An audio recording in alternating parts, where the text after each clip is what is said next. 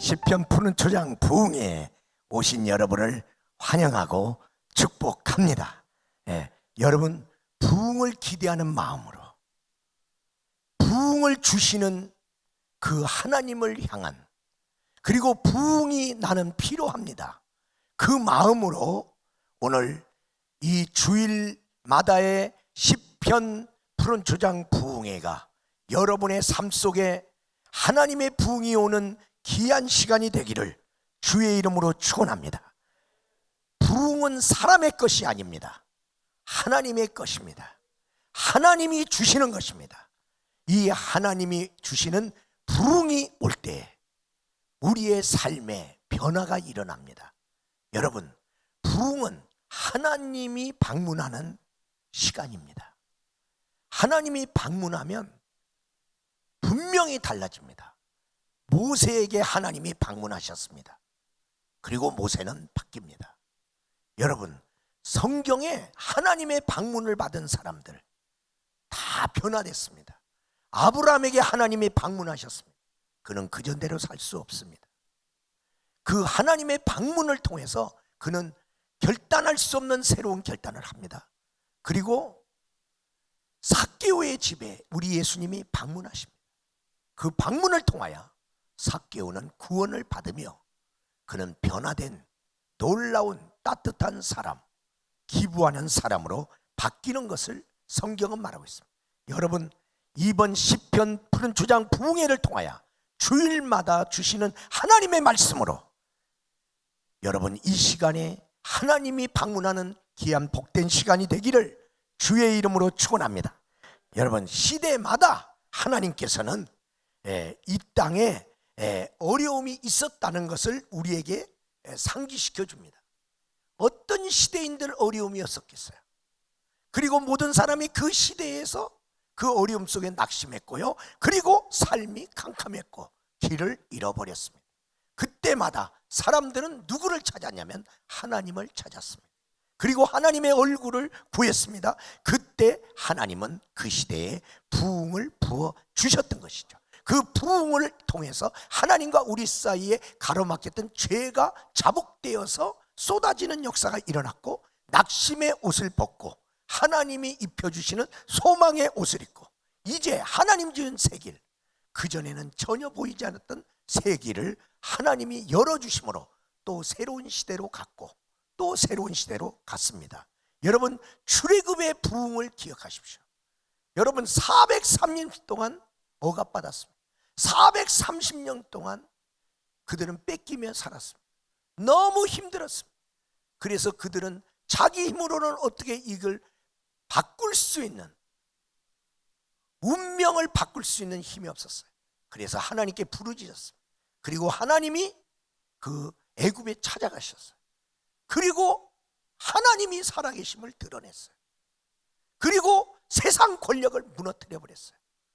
하나님의 부흥이, 하나님의 방문이 애굽에 일어나니까 출애굽의 놀라운 하나님의 귀한 200만이 구원받아 나오는 역사가 일어났던 것이죠.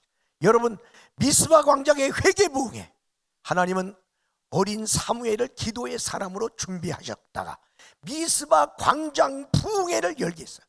가장 캄캄했던 영적 암흑기, 사사기에 그 칠흑 같은 역사의 터널을 뚫고 미스바 부흥회를 통하여 이스라엘 백성의 왕국이 건설되는 그러한 기초를 하나님은 시작합니다. 부흥이 온 다음에 하나님의 나라가 세워졌다는 것이죠. 그리고 수문학 광장의 말씀 부흥회, 여러분, 하나님은 느헤미야에게 뜨거운 마음을 주셔서 나라를 잃고 성벽이 무너진 그 땅에 가서 성벽을 재건했습니다.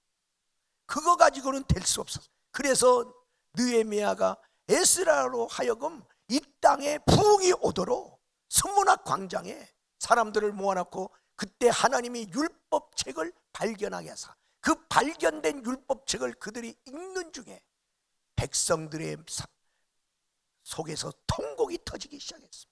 그 말씀을 들으면서 울기 시작했습니다. 그리고 우리가 하나님께 어떻게 잘못했는가를 알았습니다. 그들의 이스라엘의 DNA가 회복됐다는 것이죠.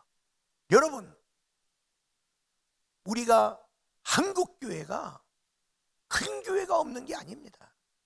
정말 자랑스럽고 정말 큰 교회, 힘 있는 교회 많습니다. 그런데도 불구하고 지금 그 안에 있는 성도들이 하나님의 백성의 DNA가 있느냐? 수문학 광장에서 그 DNA가 회복됨으로 그들은요 하나님 사랑하기 시작했어요. 그리고 말씀이 회복됐어요. 예배가 회복됐어요. 우리 사랑하는 여러분, 한국 교회가 중요합니다. 우리 주님께서 우리 한국 교회, 또 지금 예배 자리에 있는 여러분에게 하나님의 부흥의 역사가 있기를 주의 이름으로 축원합니다. 영국 웨일즈 부흥 운동이 1904년에 일어났는데 이반 노부츠라고 하는 이 사람, 광부의 아들이죠. 무명의 사람이죠. 그런데 이 사람이 하나님의 사람으로 세워지는데 아무도 안 알아주는 거죠. 그때가 언제냐? 산업혁명 이후. 사람이 노동하던 노동의 자리에 기계가 들어오기 시작했습니다. 편리해졌는데 인간들은 실업자로 쏟아져 나옵니다. 급격한 이 사회 변화 속에서 경제적으로 허덕이고 삶이 고달플 때 이 광부의 아들 이반 노부츠가 이 10년간 동안 침체된 영국 교회를 위해서 기도합니다.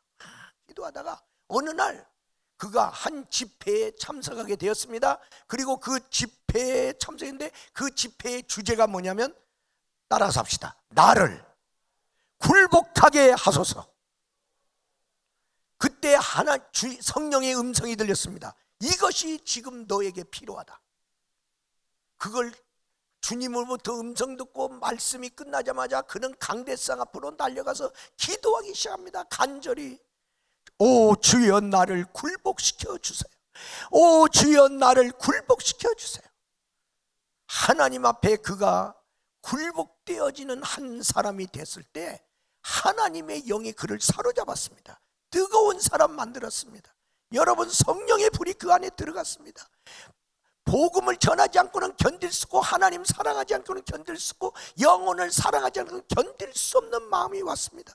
그는 설교 기술도 잘 못합니다. 그는 박학다식한 사람이 아닙니다. 그가 아는 것은 오직 성경이었습니다. 그런데 그에게 말씀을 선포할 수 있는 강단이 없었어요. 그래서 담임 목사님한테, 목사님 나 설교 좀 하게 해주세요. 설교 좀.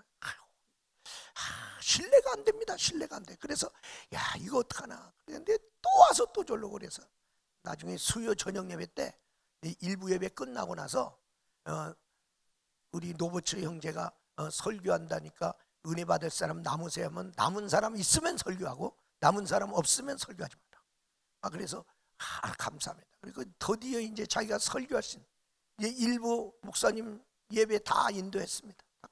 2부에 오늘은 특별히 이반 로버츠 우리 형제가 설교할 거니까 여러분 은혜 받을 사람 남으세요 그랬더니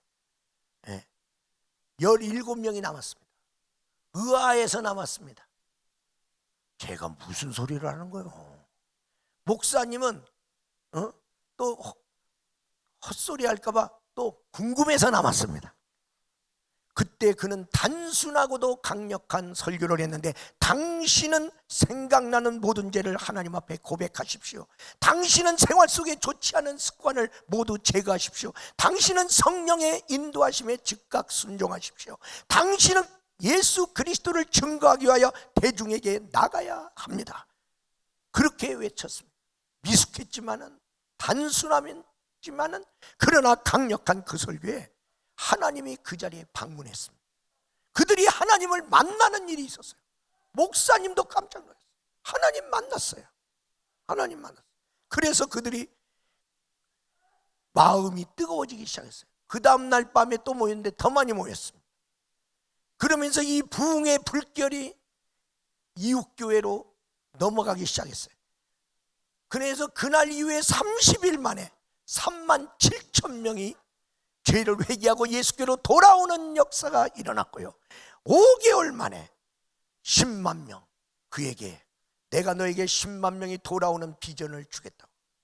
불 받았을 때 하나님이 주셨던 그 예언대로 외일지 저녁에 울면서 그리스도의 왕국으로 돌아오는 놀라운 역사가 있었고, 그 위에 서유럽과 북유럽에 이 부흥의 불결이 흘러갔습니다. 그때 현상, 대학교가 임시 휴교령을 내렸습니다. 왜?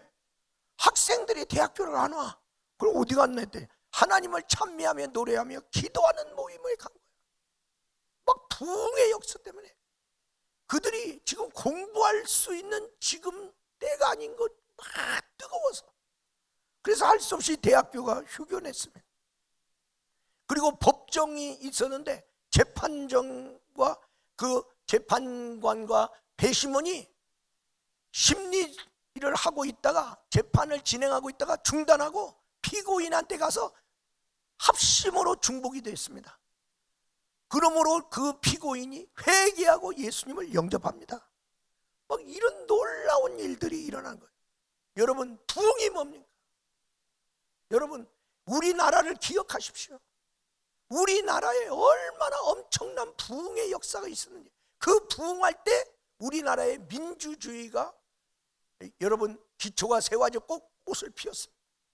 그 부흥의 기간에 우리나라는 가난의 옷을 벗고 우리가 상상할 수 없는 오늘날 이와 같은 축복의 나라가 된 거예요. 우리나라가 뭘 잘했습니까?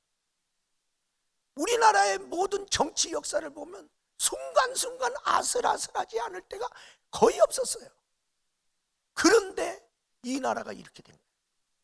여러분, 그런데 지금 세상의 위기가 아닙니다. 여러분, 우리 한국교회의 부흥이 사라지면, 그러면 이게 바깥으로, 여러분, 부흥이 꺼진 곳에 문제가 생기는 거예요. 부흥이 왔을 때 문제가 있는데도 해결됐잖아요.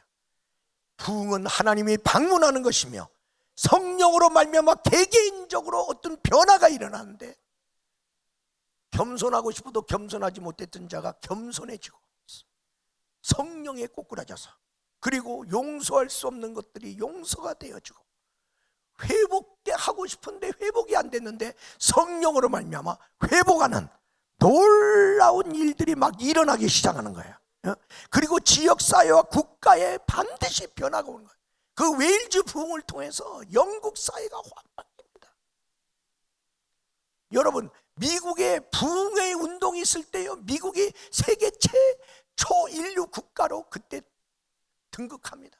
이런 놀라운 일들이 부흥이 있을 때 일어난 거예요. 우리 사랑하는 여러분, 현재 우리는 코로나19라고 하는 새로운 환경, 그리고 우리가 지금 아직 실감이 안 나는 제4차 산업혁명이 급진적으로 지금 대두되고, 2-3년만 지나면 금방 우리가 피부적으로 느낄 수 있는 것들이 올 텐데, 그래서 우리는 새로운 염려가 생겼어요. 그리고 새로운 문제가 발생했어요. 지금 우리는 그 시대 속에 살고 있는 거예요. 그러므로 이때도 하나님의 부흥이 필요합니다. 여러분, 따라서 합시다. 나도 하나님의 부흥이 필요합니다. 다시 한번, 나도 하나님의 부흥이 필요합니다. 이번 주일마다 있는 시편 푸른 초장 주일 부흥회를 통하여 여러분의 삶 속에 하나님이 세상을 이길 수 있는 은혜가 부흥을 통하여 오기를 주의 이름으로 축원합니다. 오늘 우리는 시편 1편을 열었습니다. 서론적으로 여러분에게 묻습니다. 복은 옳은 것인가? 복은 찾아가야 하는가? 우리는 대부분 복 있는 곳에 가야 복이 있다고 생각합니다.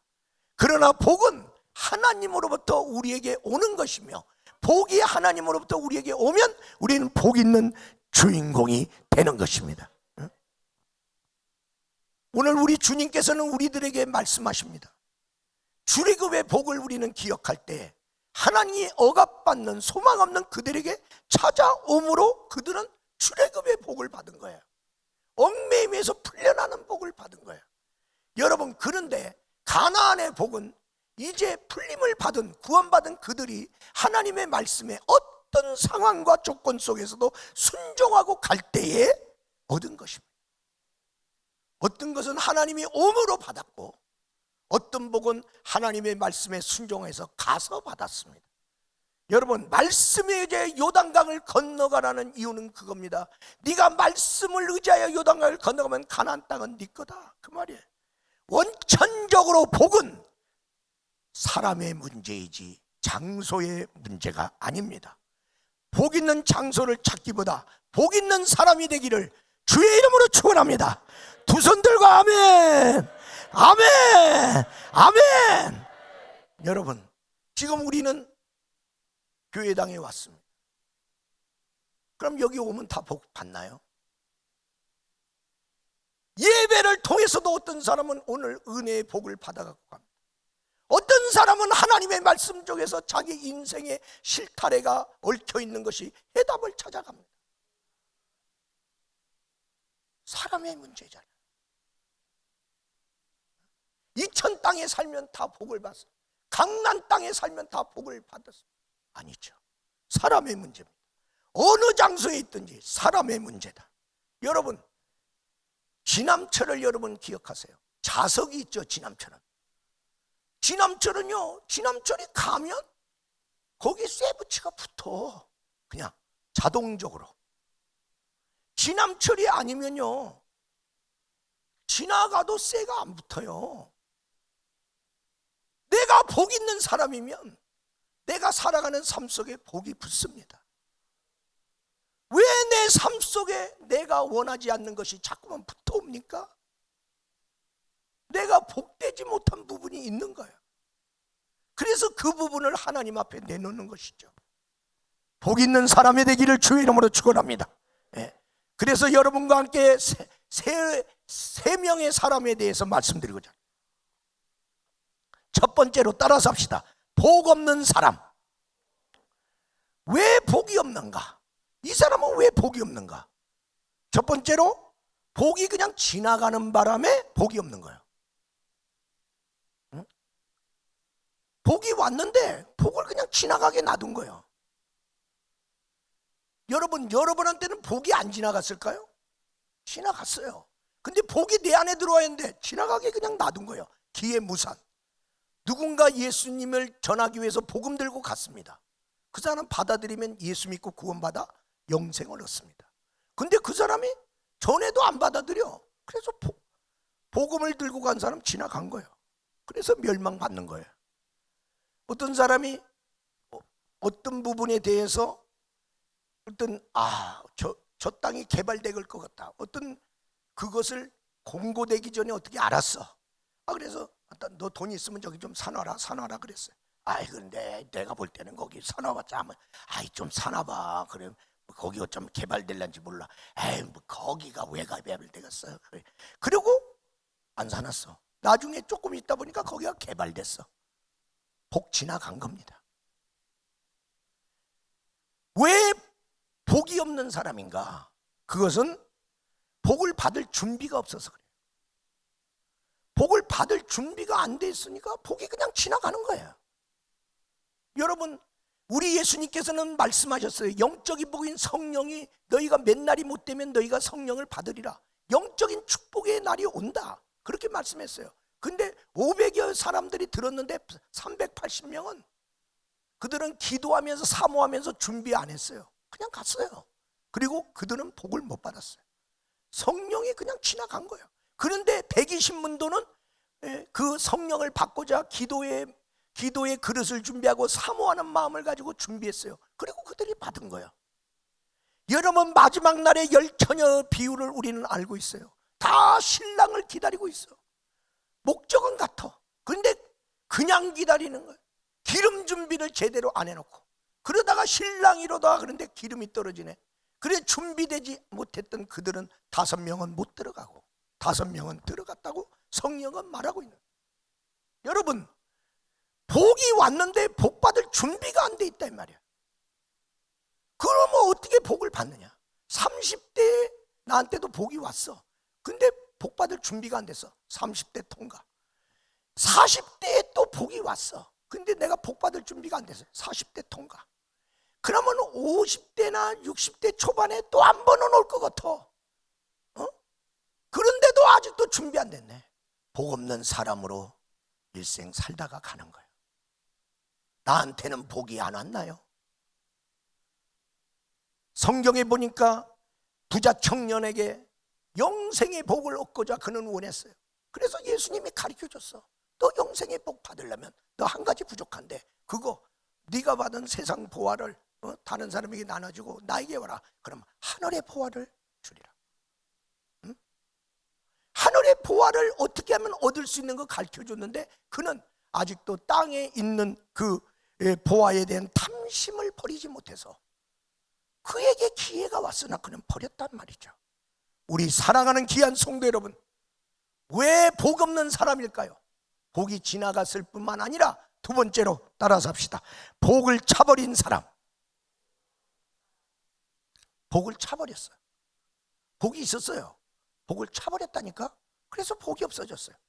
복이 떠났어요. 있었는데 복을 내쫓아버렸어요. 그래서 복이 없는 사람.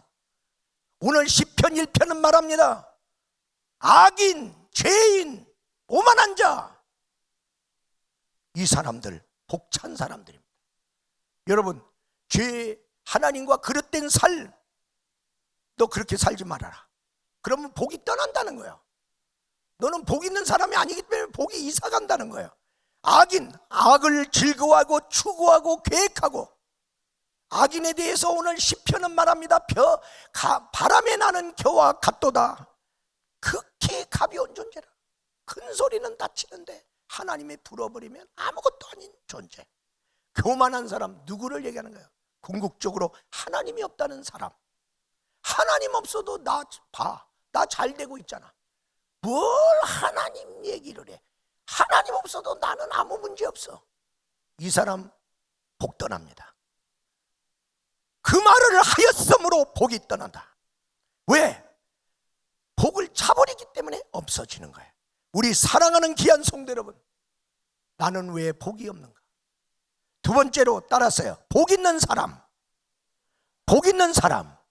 그러면 누구는 왜 복이 있느냐? 첫 번째로 복된 관계의 사람이기 때문에 복이 있단 말이에요. 그는 복 있는 사람과 관계를 맺어. 그래서 그 관계 속에서 복을 받았다는 거예요. 성경에 보니까 나다네엘의 친구가 빌립이야. 근데 빌립이 예수님을 만났어. 메시아를 만났어. 메시아 만난 친구가 막 자기한테 달려오더니, 야, 네가 사모하고 네가 그렇게 기다리던 메시아를 내가 만났다. 그래, 가자. 거기 시근통하고 별로 달갑지 않게 왔어요. 그런데 그로 인하여 그가 구주 예수를 만나는 놀라운, 여러분, 예수님 만난 친구 만나니까 그 친구를 통해서 자기도 예수님 만났잖아요. 여러분, 바로가 엄청난 꿈을 꿨어요. 정말 국가의 흥망성쇠를 좌우하는 꿈 같아. 자기가 볼 때도 살이 떨려. 야, 너무나 중요한 꿈 같은데 꿈 해석할 수도 없고, 만약에 해석하더라도 이걸 해결할 사람이 누군가 너무나 걱정이 돼. 그러다가 하나님의 사람 지혜로운 요셉을 만나. 그리고 그가 꿈을 해몽하는 걸 딱 들어보니까 얼마나 정확한지 바로 마음에 딱, 그래, 그거다. 그러면서 이 꿈을 해석한 이 사람, 그리고 그 꿈대로 될 것 같으면 누가 이것을 해결할 거냐? 요셉밖에 없다. 그래서 바로가 요셉을 특채한 거야. 요셉을 특채한 거야. 그래서 요셉을 만남으로 말미암아 그는 7년 풍년을 통해서 많은 걸 얻었고 7년 흉년을 잘 극복해서, 그래서 애굽의 제국의 기틀을 마련하는 놀라운 역사가 일어났다. 그리고 요셉의 그때를 통해서 애굽 제국이 확 일어나게 됐단 말이에요. 응? 복된 관계. 여러분, 교회 와서 나도 믿음의 복 좀 받아야겠다. 믿음의 복을 받으려는 사람이 믿음 없는 사람 만나고 돌아다니게. 그래갖고 믿음의 복을, 아니 나보다 믿음 좋은 사람 만나. 교회 와서. 왜? 내가 믿음 커지기를 바라잖아. 응?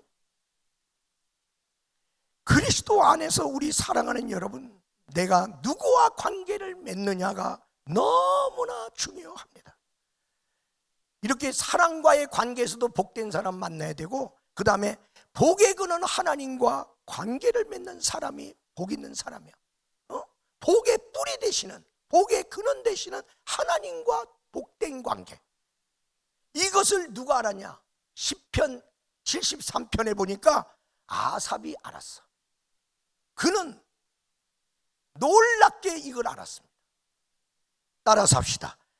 하나님께 가까이 함이 복이라. 아삽이 이걸 깨달았어. 하나님 믿으면서도 하나님 가까이 하는 게 복인 걸 못 깨달은 사람 많아. 아삽은 깨달았어. 하나님과 가까이 하는 게 복이다. 응?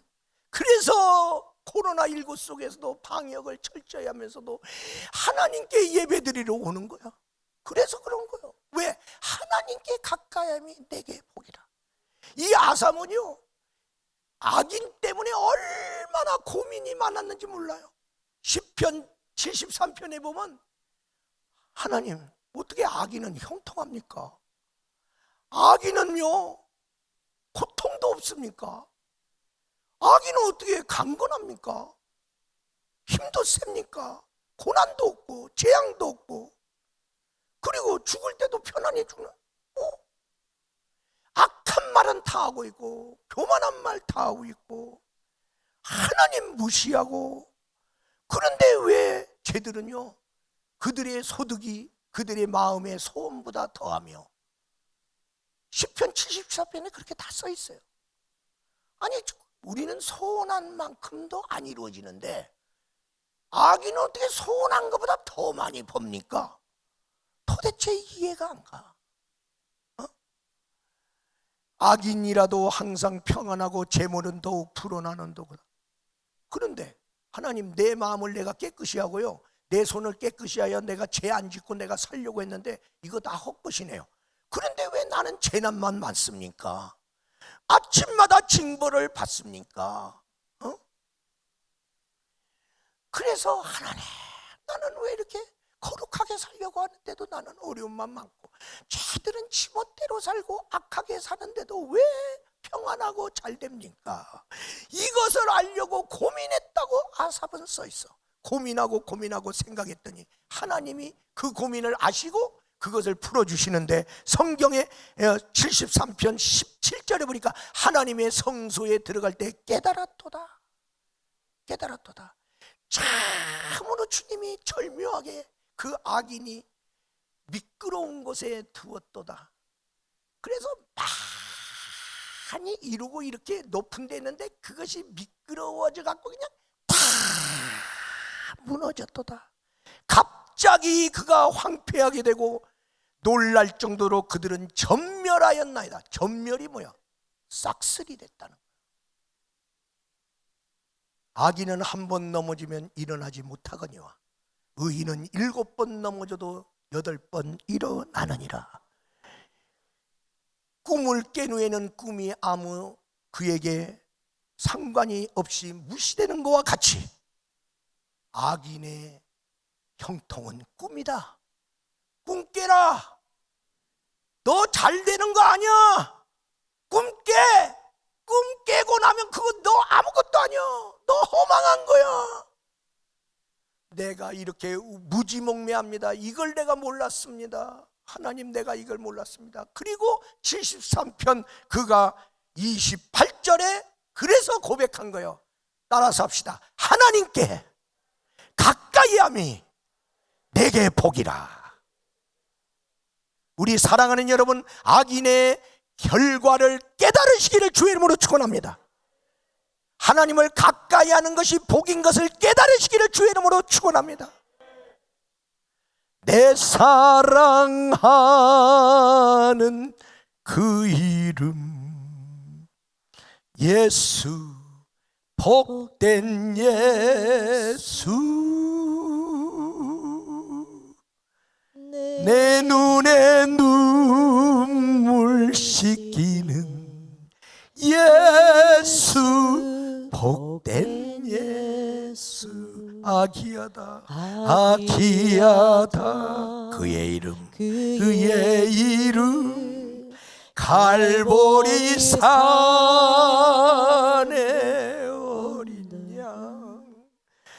귀한 생명 버리셨네. 예수, 복된 예수. 여러분, 누가 복 있는 사람입니까? 복의 열매가 있는 사람이 복 있는 사람입니다. 오늘 시편 1편 3절에는 말합니다. 철마다 열매를 맺으며 달마다 열매를 맺으며 잎이 푸르고 청청하며, 그런 놀라운 일들, 그가 하는 행사가 형통하리로다. 그가 하면 되는 거야. 복 있는 사람이니까 그런 거요. 그가 잘해서가 아니라 복 있는 사람이 하니까 복의 열매가 맺는 거예요. 성경은 그걸 말해요. 여러분, 포도나무니까 포도 열매 맺는 거예요. 사과나무니까 사과 열매 맺는 거예요. 복의 나무라면 복의 열매. 저 사람이 복 있는가 없는가 어떻게 알아? 열매를 보고 그 나무를 알지니. 아니, 사람이 어떻게 알아? 열매는 보이잖아. 열매 보고. 우리 사랑하는 여러분, 성경에는 의에 줄이고 목마른 자는 복이 있나니. 근데 우리는 의에 줄이고 목마른 자가 크리스찬으로 해서 복 있는 크리스찬이라고 성경은 말하고 있는데, 나는 의에 줄이고 있는가?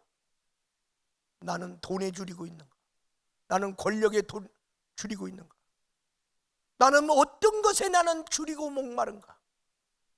하나님의 사람의 의에 줄이고 목마르다면 너는 복이 있는 사람이다. 거짓된 세상에서는 뭐가 복입니까? 진실이 복이죠. 탐심의 세상에서는 뭐가 복입니까? 자족이 복이죠. 다툼과 분열의 세상에서는 뭐가 복입니까? 화목이 복이죠. 여러분, 줄어들고 사라지는 복의 세상, 자꾸만 복이 작아지네. 좋은 세상 다 갔다고 사람들 말하네. 근데 주님의 세계에서는 뭐라고 그러냐면, 주 안에 있는 자에게는 더 나은 세상이 예비되어 있다. 할렐루야. 믿음의 결국이 어디예요? 천국. 천국이 이 세상 어떤 복보다 부족한데요? 더 나은 세상 아닙니까? 하나님이 예비한 세상은 죽음도 없고 슬픔도 없고 어둠도 없고, 거기에 모든 좋은 것으로 가득한 곳이다. 좋으신 하나님이 계신 곳이야. 얼마나 더 좋은 재산을. 그러므로 우리 예수 믿는 사람, 지금 세상이 어렵다고 할지라도 여러분, 예수님 안에서 주님이 주시는 세상은 더 나은 세상을 주신다. 할렐루야. 그 믿음을 가지고 살기를 주의 이름으로 축원합니다. 세 번째로, 복의 통로에 사람이 있습니다. 복 없는 사람이 이 세상에 있는가 하면 복 있는 사람이 있어요. 근데 복 있는 사람 중에서 세 번째로 복의 통로가 되는 사람이 있고, 자기만 복만 누리는 사람도 있어요. 복을 나누는 사람, 받은 복을 복되게 쓰는 사람. 구원받았으니 구원 주어라, 사랑받았으니 사랑 주어라, 은혜 받았으니 은혜 주어라. 1917년 7월 미국 오클라호마 시티에 이상한 광고판을 든 남자가 서 있어요. 그래서 사람들이 맨 처음에는 저 사람 구걸하는 사람인가? 도로 주변에서 이렇게 딱 있어요. 근데 광고 내용이 희한해. 내가 배고프니까 좀 도와주세요. 이것도 아니야. 내가 가난하니까 도와주세요. 이것도 아니야. 나는 집도 자동차도 직장도 있습니다. 그렇게 써 있어. 그러면서 당신의 커피값 몇 달러가 필요하신가요? 이렇게 써 있어. 아니, 이상한 문구야. 이 사람이 왜 이러고 서 있냐? 그 해가 65세가 되었어요. 65세가 되면서 자기 친구들하고, 야, 65세 생일을 기념하여 나 뭐 됐으면 좋겠냐?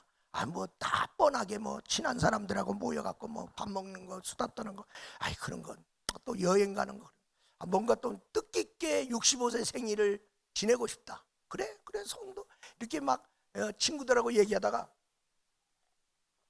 너 65년 동안 살면서 많은 복을 받았고 그렇게 살았는데, 네가 받은 복을 한번 65세 생일 기념으로 나누어 주면 어떻겠느냐? 그거 좋은 생각인데. 그러니까 65세니까 65분 동안 네가 나눠주기 위해서 길거리에 서 있고, 그 다음에 65명에게 네가 선행을 베풀어라. 아, 그거 좋다. 그래서 와서 서 있는 거야.